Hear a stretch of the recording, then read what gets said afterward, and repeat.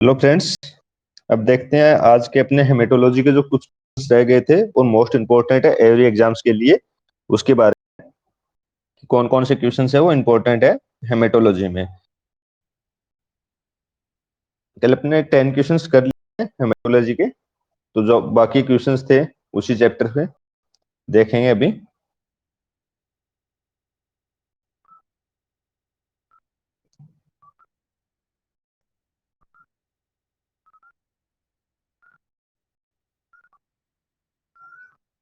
तो आज का अपना पहला क्वेश्चन है, आज का अपना पहला क्वेश्चन है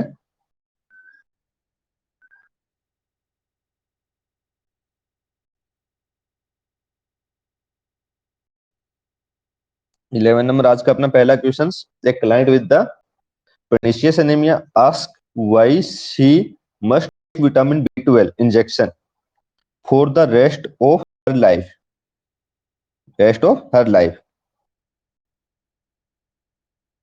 what is the nurse best response? Nurse का बेस्ट रिस्पॉन्स क्या रहेगा? क्या पूछ रहे हैं कि जो विटामिन B12 है उसको क्या लेना है, उसको लाइफ लॉन्ग लेना है, विटामिन B12 को लाइफ लॉन्ग लेना है। तो उस कंडीशन में उसका बेस्ट रिस्पॉन्स क्या रहेगा? जो नर्स है उसका रिस्पॉन्स क्या रहेगा कि क्लाइंट से वो पूछ रहा है कि उसको लाइफ जो इंजेक्शन B12 है वो लेना पड़ेगा, तो इसका रिस्पॉन्स क्या रहेगा नर्स का? तो पहला जो ऑप्शन है वो क्या बोल रहा है, the reasons for you vitamin B12 या vitamin deficiency is inability to absorb the vitamin because the stomach is not producing sufficient acid। ठीक है। ऑप्शन सेकंड देखते हैं। ऑप्शन बी क्या बोल रहा है, the reasons for the your vitamin deficiency is the inability to absorb vitamin because the stomach is not producing intrinsic factor या sufficient intrinsic factor। ठीक। ऑप्शन सी है, the reason for your vitamin deficiency the excessive excretions of the vitamin because of the kidney dysfunctions. क्या है vitamin B12 का excessive secretions? Reason for vitamin deficiency is excessive excretion vitamin B12 because kidney dysfunctions. Kidney से इसका कोई काम नहीं है। उसके बाद में the reason for the your vitamin deficiency is an increase required for the vitamin because of the rapid red blood cells production. तो यहाँ पे अपने को पता होना चाहिए कि जो विटामिन B12 डेफिशिएंसी होती है, जो विटामिन B12 की डेफिशिएंसी है, विटामिन B12 डेफिशिएंसी जब भी होगी तो उसमें जो कोज रहता है वो रहता है एब्जॉर्प्शंस का। एब्जॉर्प्शंस का कोज रहता है कि एब्जॉर्प्शंस नहीं हो रहा है। तो एब्जॉर्प्शंस क्यों नहीं हो रहा है? क्योंकि जो स्टोमक होता है वो क्या नहीं करेगा, इंटर्सिक फैक्टर का प्रोडक्शन नहीं करता। क्या नहीं करेगा? इंटर्सिक फैक्टर का प्रोडक्शन नहीं करेगा या सिंथेसिस नहीं करेगा। अगर इसका सिंथेसिस नहीं हो रहा है, इंटर्सिक फैक्टर का सिंथेसिस नहीं हो रहा है, तो जो आपका विटामिन B12 का साइनोकोबालेंट फॉर्म में हो रहा था वो एब्जॉर्वेशन नहीं होगा। कहाँ पे हो रहा है इसका एब्जॉर्वेशन? टर्मिनल एलियम पे, टर्मिनल एलियम पे। ठीक है। तो यहाँ पे ध्यान रखना कि अगर इंटर्सिक फैक्टर एब्सेंट है तो आपका विटामिन B12 है उसका एब्जॉर्वेशन नहीं होगा। तो यहाँ पे ये जो ऑप्शन बी है ये राइट जाएगा। क्या बोल रहा है कि उसने कोज बताया कि आपको विटामिन B12 क्यों लेना है, क्योंकि विटामिन B12 जो ऑप्शन बी बोल रहा है कि एब्जॉर्ब है विटामिन B12 नहीं हो रहा क्योंकि stomach producing sufficient intrinsic factor, intrinsic factor absent है, इस वजह से आपको लाइफ लॉन्ग विटामिन B12 लेना पड़ेगा। अब यहाँ पे एक ध्यान रखना कि अगर विटामिन B12 की डेफिशिएंसी हो जाती है, विटामिन B12 की डेफिशिएंसी हो गई, ठीक है, विटामिन B12 डेफिशिएंसी हो गई, डेफिशिएंसी हो गई, उस कंडीशन में आपको लॉन्ग लाइफ ट्रीटमेंट लेना पड़ेगा। लॉन्ग लाइफ ट्रीटमेंट चलेगा विटामिन B12 का। अगर आप उस ट्रीटमेंट को बीच में छोड़ रहे हो तो आपको सेरिब्रल कॉम्प्लिकेशंस या जो ब्रेन के कॉम्प्लिकेशन होते हैं, रेयर कॉम्प्लिकेशंस देखने को मिलते हैं जो बहुत कम कंडीशन में होते हैं, या डिस्ट्रैक्शंस ऑफ जो ब्लड वेसल्स होती है, मोस्टली ब्रेन की डैमेज होना स्टार्ट होती है। तो ध्यान करना कि विटामिन B12 डेफिशिएंसी का अगर आप ट्रीटमेंट नहीं ले रहे हो तो कोई ना कोई ब्रेन से रिलेटेड डिसऑर्डर आपको देखने को मिलेगा। तो यहाँ पे स्पेशली यही ध्यान रखना है कि विटामिन B12 डेफिशिएंसी का ट्रीटमेंट कभी भी बीच में नहीं छोड़ा जाता। ठीक है, उसके बाद में नेक्स्ट क्वेश्चन पे चलते हैं।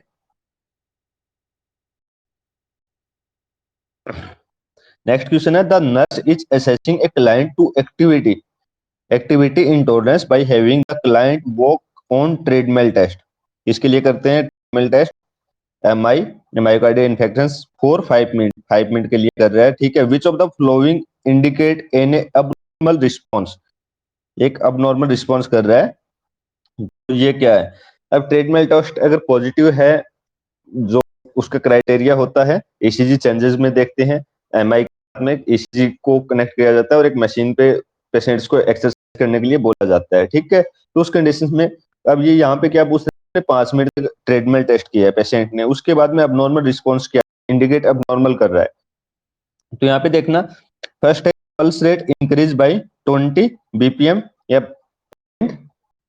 उसके बाद में इमीडिएटली आफ्टर द एक्टिविटी, बाद में respiratory rate decrease by 5 breath per minute, जो नॉर्मल थी उससे 5 ब्रीथ रेट है कम हो गई है। Diastolic blood pressure increase by 7 mmHg।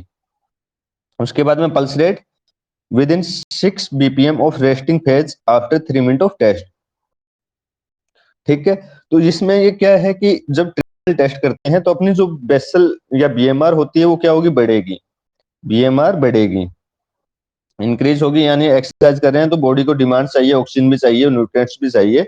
उस कंडीशन में हमेशा आपको रेस्पिरेशन रेट होगी वो क्या मिलेगी, इंक्रीज मिलेगी, तो इंक्रीज रेस्पिरेशन मिलने वाला है, इंक्रीज रेस्पिरेशन मिलेगा।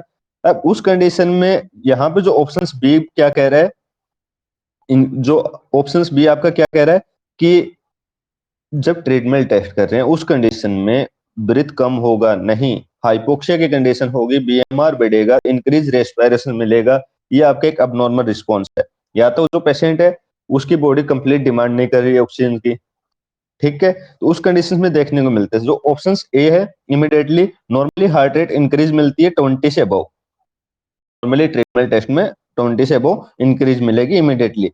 उसके बाद में increase blood pressure 7 mmHg, increase नहीं डिक्रीज होने के चांसेस रहते हैं ट्रीटमेंट टेस्ट में, कुछ कंडीशन में इंक्रीज होता है, अगर इंक्रीज भी होता है तो मोर देन 50 mmHg से नहीं अबव जाएगा। ये आपके तीनों ऑप्शंस क्लियर है। उसके बाद में नेक्स्ट पे चलते हैं। तो इसका जो आपका राइट आंसर था, रेस्पिरेटरी रेट डिक्रीज ना होके इंक्रीज होगी।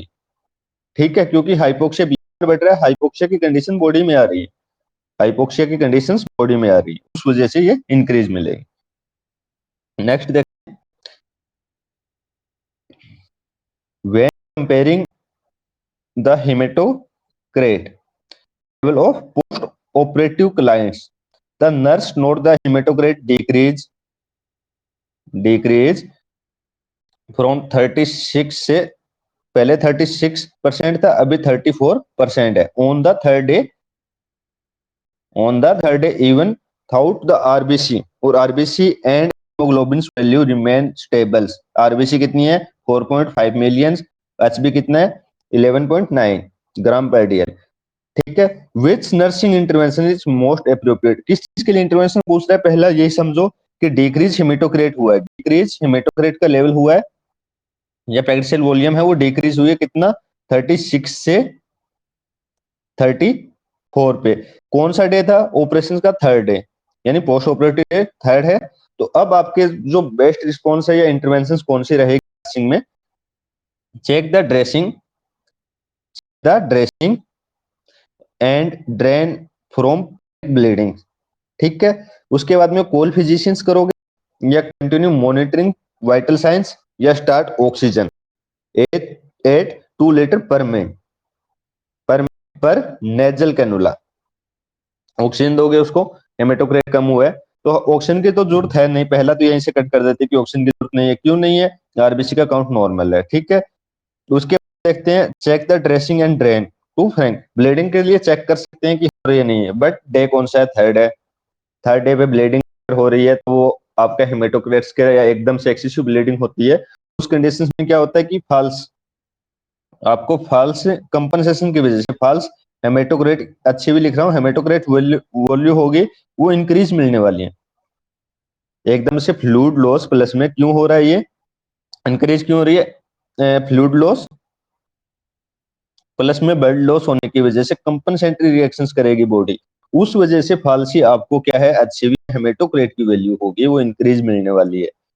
तो का है कि जो नॉर्मल डिक्रीज हुई है, बल्कि तो क्या होना चाहिए था, इंक्रीज होनी चाहिए थी, इंक्रीज होनी चाहिए थी हाल से। तो ये भी आपका नहीं होगा। तो उस कंडीशन में क्या है कि हेमेटोक्रेट है एक नॉर्मल लेवल, ना तो एनीमिया एक्सेसिव ब्लीडिंग्स का नहीं बोल सकते। तो उस कंडीशन में आप सिर्फ और सिर्फ उसके वाइटल्स को कंटिन्यू चेक करोगे, उसके वाइटल को मॉनिटर करोगे, तो आपका ये वाइटल वाला एनएसवर होगा, राइट हो जाएगा।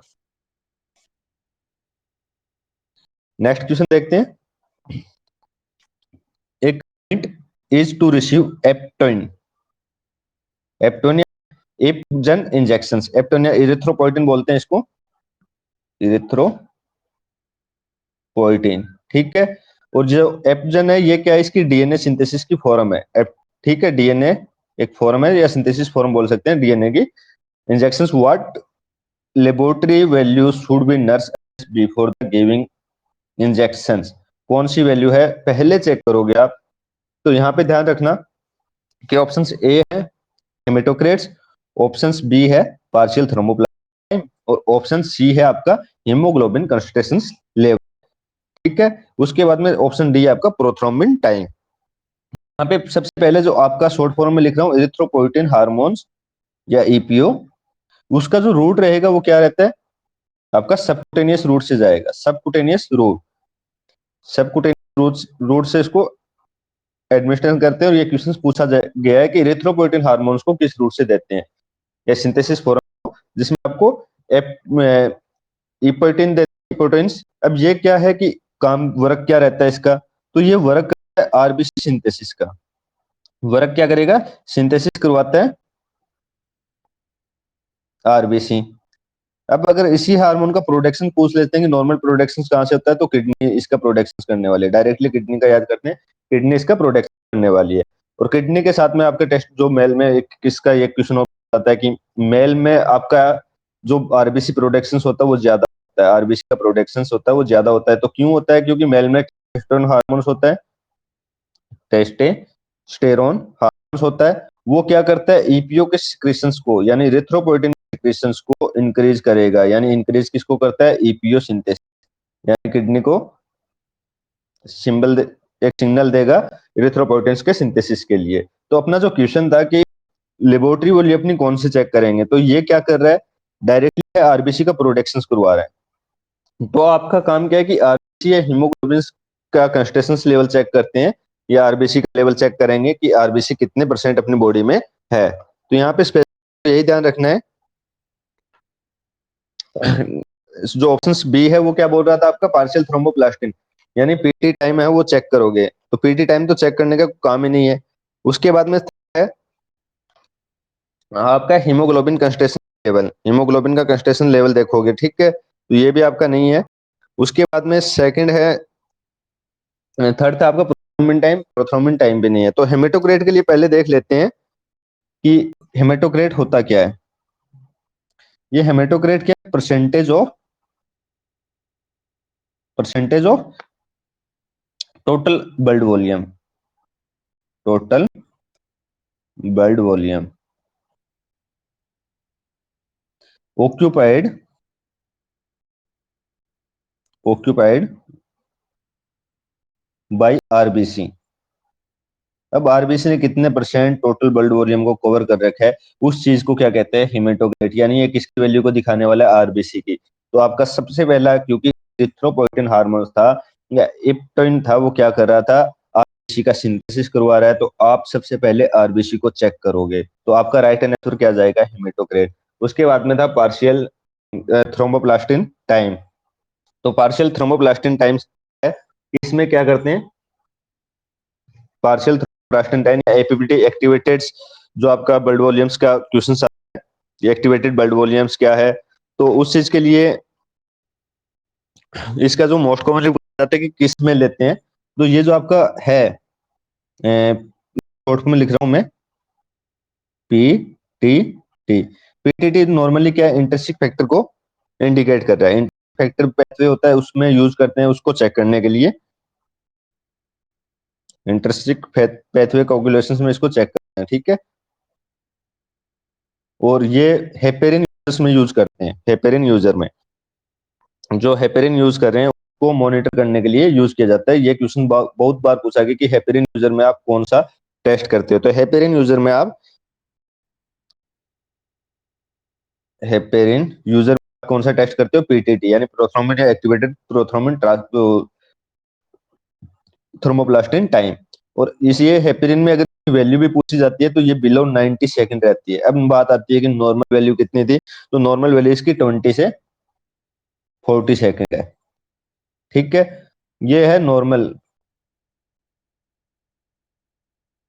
ये है नॉर्मल। तो यहाँ पे ध्यान रखना कि अगर ऐसे क्वेश्चन भी पूछे जाते हैं तो अपने को पता होना चाहिए। उसके बाद में नेक्स्ट पे चलते हैं एक बार और कि पीटी क्या है, प्रोथ्रोम्बिन टाइम क्या है या पीटी क्या है। तो पीटी के लिए आपको स्पेशली ध्यान होना चाहिए कि जो टाइम टेकन होता है by bird to after getting tissue, जो टिश्यू थ्रोम्बोप्लास्टिन था और कैल्शियम है वो ऐड हो जाते हैं किसके साथ में, ब्लड के साथ में। उसके बाद में जो क्लोट बनने में टाइम लगेगा वो क्या है, आपका प्रोथ्रोम्बिन टाइम है। और ये नॉर्मल होता है 9.6 से 11 सेकंड, यही याद करना है। टिश्यू को देते हैं और एक डायरेक्टली सेकंड्स होता है 11 से 14 सेकंड्स। तो ये दोनों वैल्यू इसकी नॉर्मल है, बट अपने को 9.6 से 11 याद करने हैं क्योंकि यही बहुत बार ज्यादा क्वेश्चनों में आता है और प्योरिटी भी इसी को दे रहे हैं, ठीक है। उसमें इसको यूज किस में करते हैं, एक्सटर्निक पैथवे में, एक्सटर्निक पैथवे, इसमें इसको यूज कर रहे हैं, ठीक है। उसके बाद में ये और किस में यूज करने वाले हैं और किस में यूज करेंगे, तो यहाँ पे ध्यान करना कि कौन से यूजर वारफेरिन यूजर होते हैं, जो वारफेरिन को यूज कर रहे हैं उनमें इसको चेक किया जाता है, ठीक है। और वारफेरिन यूजर में इसकी जो वैल्यू होती है वो रह जाएगी less than 40 second, less than 40 second रहेगी वारफेरिन यूजर में। ध्यान कर लेना, वारफेरिन यूजर्स के लिए पूछा जाता है पीटी प्रोथ्रोम्बिन टाइम, और हेपेरिन यूजर के लिए पूछा जाता है आपका पीटीटी यानी पार्शियल थ्रोम्बोप्लास्टिन टाइम। तो ये दोनों के साथ में वैल्यू भी इनकी याद रहनी चाहिए। नेक्स्ट चलते हैं क्वेश्चन पे। A client state that she is afraid of the receiving vitamin B12 injections because of the potential toxic reactions, ठीक है। Toxic reactions, what is the nurse best response to relieve fear, fear उसका जो डर है toxic reaction से related vitamin B12 के, वो client यानी स्टेटमेंट में क्या बोल रहे हैं कि विटामिन B12 का इंजेक्शन रिसीव करना है क्लाइंट्स को, उसको डर है पोटेंशियल टॉक्सिक रिएक्शंस का कि कहीं टॉक्सिक रिएक्शंस तो ना हो जाए, ठीक है। तो यहाँ ध्यान करना कि जो विटामिन B12 होता है वो वाटर सोल्यूबल विटामिन है, वाटर सोल्यूबल विटामिन है vitamin B12, water soluble vitamin है। तो उसका ऑप्शन ए क्या है, vitamin B12 will cause ringing in the ears before a toxic level of reach, ringing in the ears before a toxic level. Option B है vitamin B12 में a very mild skin rashes initial, यानी शुरू में skin rashes बनाएगा mild, उसके बाद में vitamin B12 में cause mild nausea but nothing toxic, mild, ठीक है, बट नथिंग टॉक्सिक। और ऑप्शन डी के क्या कर रहा है, vitamin B12 is generally free of toxic because it is water soluble. ध्यान रखना वाटर वाटर सोल्यूबल है, नॉन टॉक्सिक हार्मोन्स में आते हैं, तो आपका राइट आंसर जाएगा ये, वाटर सोल्यूबल नॉन टॉक्सिक होते हैं। तो विटामिन B12 है वो नॉन टॉक्सिक है, यानी उसका कोई भी टॉक्सिक इफेक्ट नहीं है। नेक्स्ट देखते हैं,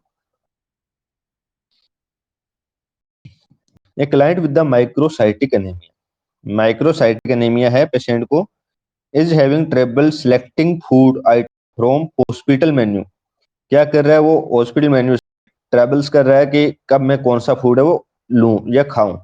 of the which food is the best for the nurse to suggest for statifying the clients nutritional needs, ठीक है, एंड पर्सनल्स प्रेफरेंस पर्सनल्स पे बताना है, और उसके जो न्यूट्रिशंस जो नीड है उसके बेस पे उसको बताना है कि बेस्ट चॉइस आपके लिए कौन सी रहेगी। पहला योग, फिर है ब्राउन राइस, फिर है वेजिटेबल्स और टी। यहाँ पे टी तो अपने कभी भी विटामिन जो है माइक्रोसाइटिक एनीमिया यानी आयरन डेफिशिएंसी वाले को नहीं देते, क्योंकि ये एब्जॉर्प्शन को पहले से कम कर देती है, ठीक है।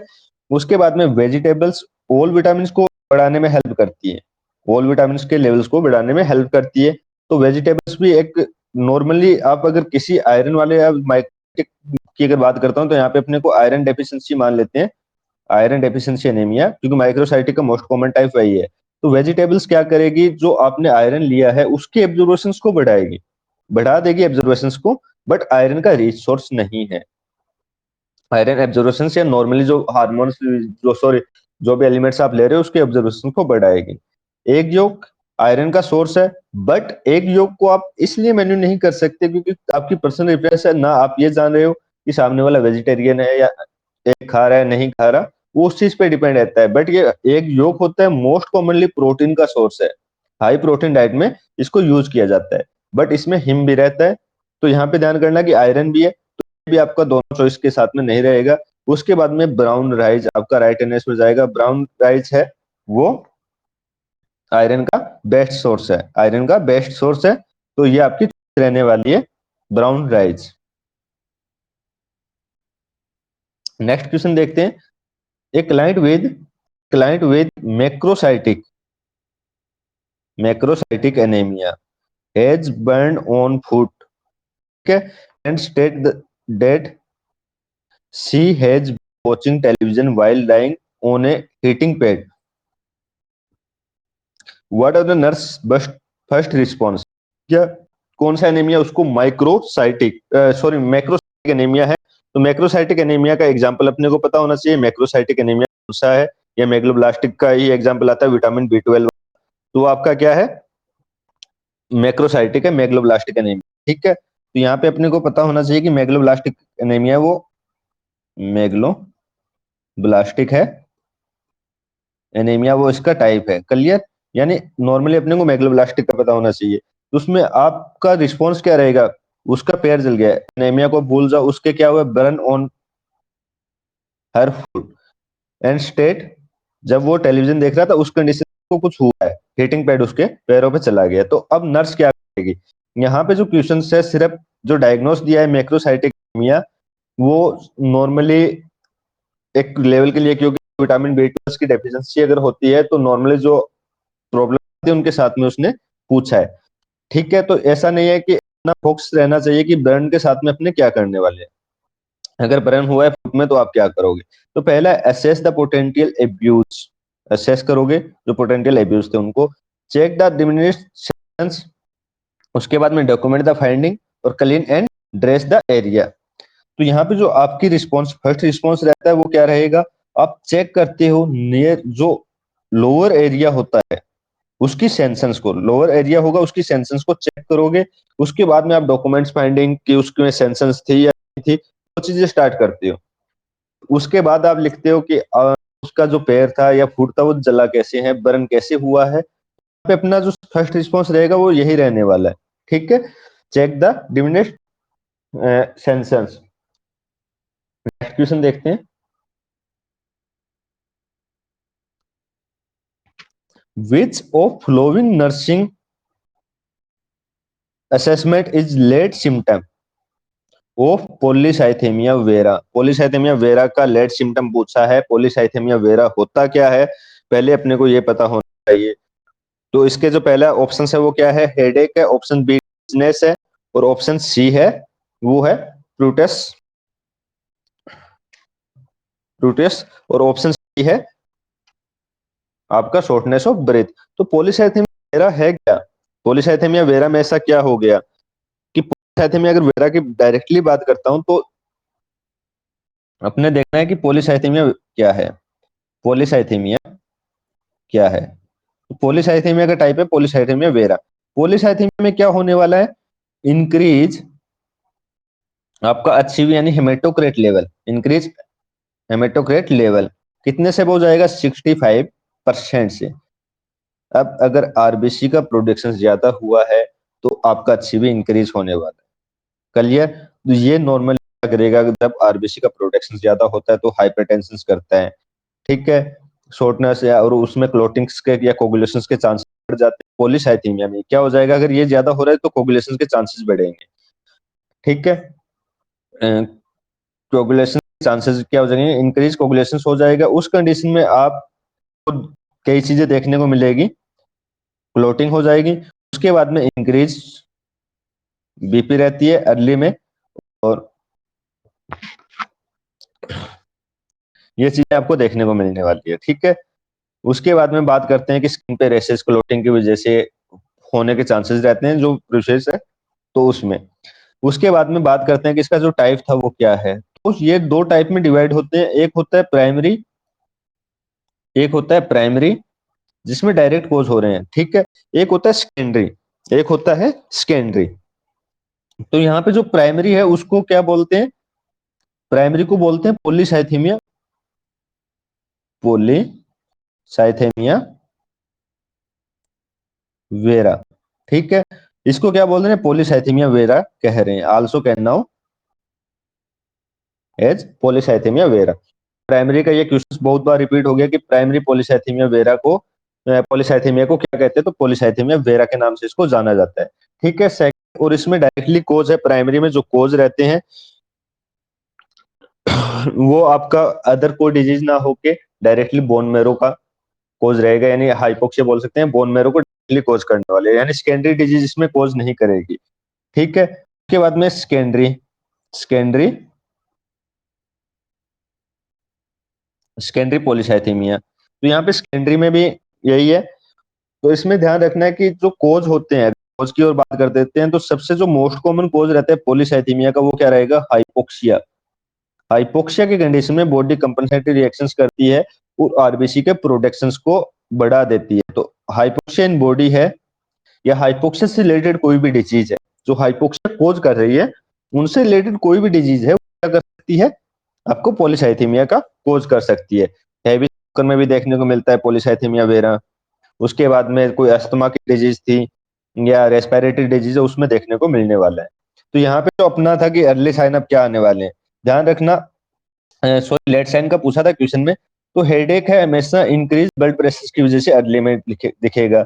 डिजीनेस है वो भी अर्ली साइन में शो होने वाली है। शॉर्टनेस ऑफ ब्रेथ इसका मोस्ट इंपॉर्टेंट साइन रहता है जो अर्ली स्टेज में होता है, क्यों होने वाला है, कोगुलेशन की वजह से या ड्यू टू क्लोटिंग बोल सकते हैं या ड्यू टू क्लोट, ठीक है, क्लोट इन रेस्पिरेटरी सिस्टम या पल्मोनरी एम्बोलिज्म्स भी इसको बोल सकते हैं, ठीक है। उसकी वजह से ये भी आपको अर्ली में होता है। और उसके बाद में जो रह गया प्रोटेस्ट, ये आपको लेट स्टेज में शो होने वाला है, लेट स्टेज होगी साइथीमिया की, उसमें शो होगा। तो यहाँ पे ध्यान रखना कि शॉर्टनेस ऑफ ब्रेथ पे कई बार क्वेश्चन पूछा जाता है, तो आप क्या करते हो, क्या पोजीशन कौन सी दोगे, चीजों को ध्यान करना। जो मोस्ट इंपोर्टेंट पूछा जाता है पॉलीसाइथेमिया वेरा के साथ में कि आप किस चीज को असेस करते हो, तो बीपी को इंक्रीज किया चेक किया जाता है, क्योंकि हाई ब्लड प्रेशर यानी हाइपरटेंशन, इसका एक कॉम्प्लिकेशन मैंने बताया था कि हाइपरटेंशन होने के चांसेस रहते हैं, तो हाइपरटेंशन के लिए इसको असेस किया जाता है। हाइपरटेंशन आगे चल के बहुत ज्यादा कॉज कर सकती है, जैसे कि हार्ट फेलियर जैसी भी लेके आ सकती है। तो जब भी कोई आपको पॉलीसाइथेमिया का मिल रहा है तो उसमें आपको जो बीपी है उसको मेजर करना इंपॉर्टेंट हो जाता है। नेक्स्ट देखते हैं क्वेश्चंस।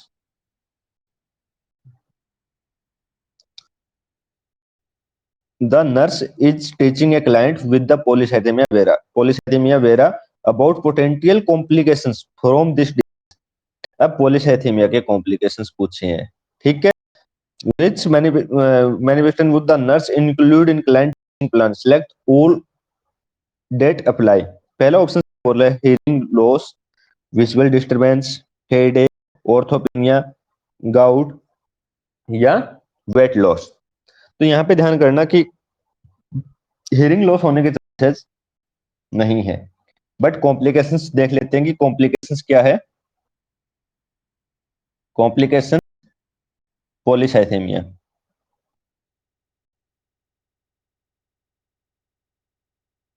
तो पहला कॉम्प्लिकेशन डायरेक्टली याद करते हैं, डीवीटी, डीप वेन थ्रोम्बोसिस होने के चांसेस रहते हैं। पल्मोनरी इम्बोलिज्म हो सकता है, पल्मोनरी इम्बोलिज्म, ठीक है, पल्मोनरी इम्बोलिज्म, पल्मोनरी इम्बोलिज्म्स के चांसेस है। अब अगर ये पल्मोनरी इम्बोलिज्म्स प्लस में डीवीटी है, दोनों क्या कर रही है, क्लोट्स बना रहे हैं, और उसके बाद में मैंने आपको कहा था कि हाइपरटेंशन, इसके साथ में कॉम्प्लिकेशंस भी आएगा और हाइपर टेंशन के चांसेस भी रहते हैं, ठीक है, हाइपरटेंशन में रहेगा। तो यहाँ पे अब ये कॉम्प्लिकेशन इनके साथ में स्टडी करते हैं। तो हाइपरटेंशन क्या कोज कर सकती है, हाइपरटेंशन कोज कर सकती है विजुअल डिस्टरबेंस, हेडेक। अगर बहुत ज्यादा बीपी इंक्रीज हो रहा है तो उस कंडीशन में विजुअल डिस्टरबेंस देखने को मिल सकता है, विजुअल प्रॉब्लम बोल रहे हैं, ठीक है, और विजुअल प्रॉब्लम्स प्लस में हेडेक, हेडेक दोनों कोज कर सकती है, ठीक है। उसके बाद में देखते हैं कि जो आपका पल्मोनरी इम्बोलिज्म था, पल्मोनरी इम्बोलिज्म था, वो क्या करेगा, वो कोज कर सकता है आपके ऑर्थोपिनिया को, ऑर्थोपिनिया को कोज कर सकता है।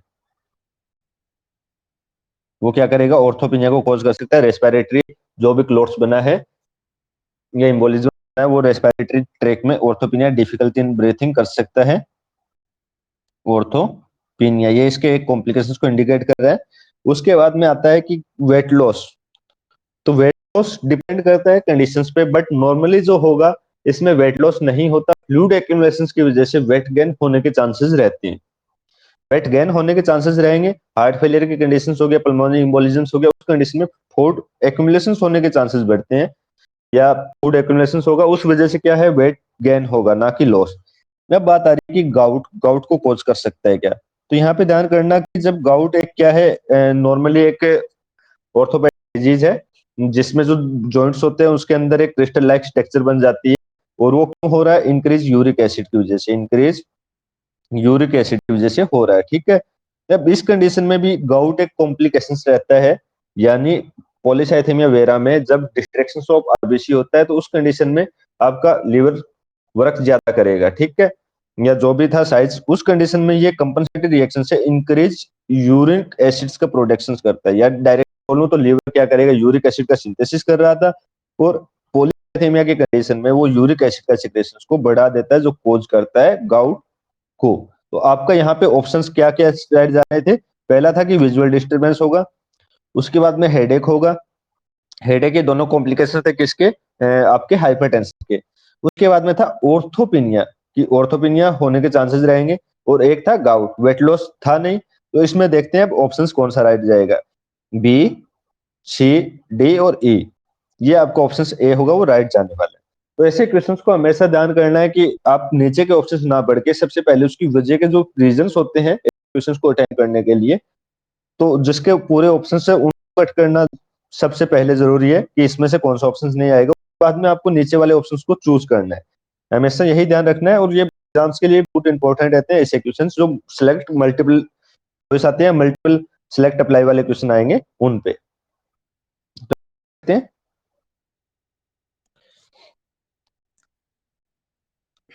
A client, when a client is diagnosed with aplastic anemia, aplastic anemia, the nurse monitor for the changes in the which of following physiological functions।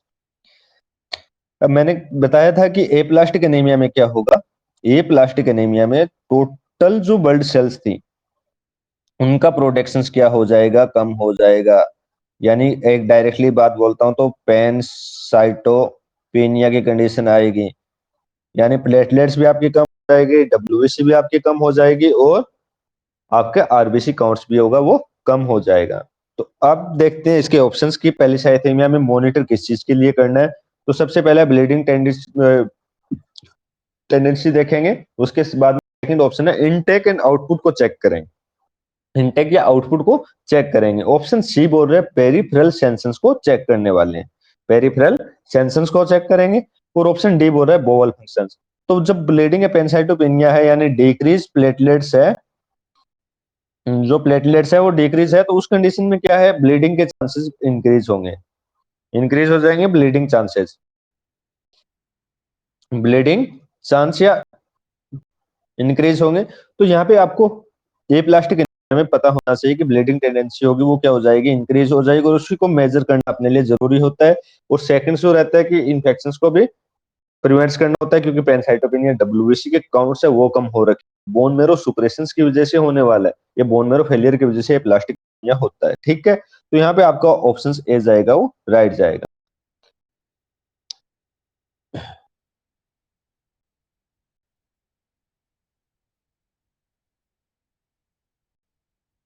तो आज के लिए अपने इतने ही क्वेश्चन करने वाले हैं, 10 क्वेश्चन अपने कंप्लीट हो गए हैं। एक बार मैं देखूंगा कि कितने स्टूडेंट अभी ऑनलाइन देख रहे हैं, उसके बाद देखते हैं नेक्स्ट क्लास पे। And okay, thank you.